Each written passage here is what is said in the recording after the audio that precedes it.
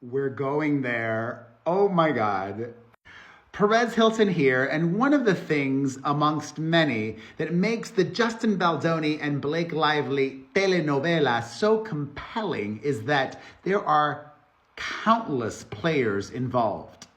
From Justin Baldoni and his producing partner to his publicist, his crisis PR expert, his former publicist, Ryan Reynolds, Blake Lively, Disney Marvel, and the movie Deadpool Wolverine, and the character of Nicepool, and now Taylor Swift! Yes! Taylor Swift had a part in this mess. Let me tell you about it. As I shared with you earlier today, Justin Baldoni is suing Blake Lively and Ryan Reynolds for $400 million. The former Jane the Virgin actor who directed and starred in and produced their movie It Ends With Us is alleging against the power couple civil extortion, defamation, false light invasion of privacy, breach of implied covenant of good faith and fair dealing, intentional interference with contractual relations, intentional interference with prospective economic advantage, and negligent interference with prospective economic advantage.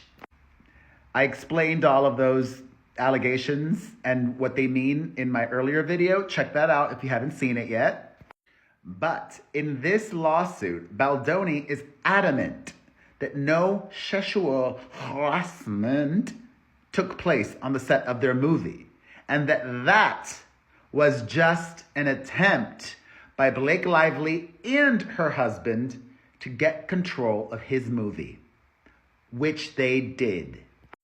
His new lawsuit filed today says, at bottom, this is not a case about celebrities sniping at each other in the press. This is a case about two of the most powerful stars in the world deploying their enormous power to steal an entire film right out of the hands of its director and production studio. When plaintiffs have their day in court, the jury will recognize that even the most powerful celebrity cannot bend the truth to her will. Could that the most powerful celebrity be Taylor Swift? Perhaps, because the new lawsuit name checks her. According to Justin Baldoni, Taylor Swift was part of an ambush to push Blake Lively's script rewrites. And he thinks Taylor Swift helped push him around, helped to intimidate him on behalf of her dear friend Blake Lively. According to Baldoni, he met Blake Lively and Ryan Reynolds at their New York City penthouse to discuss her rewriting of the script. And there, he was cornered by Ryan, who told him how good the script changes were. Okay? He's the director. He's the production company. They're taking control of his movie, according to this lawsuit. So they're at the penthouse discussing the rewrite. Ryan said that it was so good. He made some of the changes himself. And then, in what Justin Baldoni sees as a strategic move, Taylor Swift popped in to say hello and hype up Blake Lively's version of the script.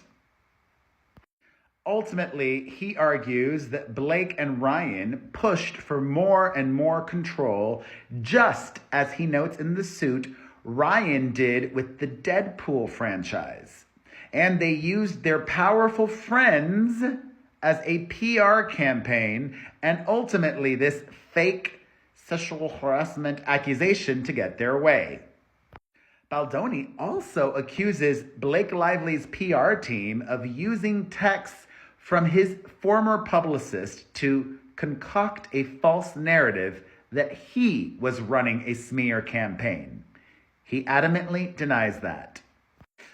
And also, not only are there so many characters involved, but for many, the Justin Baldoni saga is kind of a real-life David and Goliath. A lot of people see themselves in David. I'm still trying to process, like, who are Blake Lively's defenders and supporters now? And why? I'm curious to hear from you all. Let me know in the comments section. And if you're a Baldoni supporter and defender, what do you think about the Taylor Swift of it all? Let's have a kiki in the comments.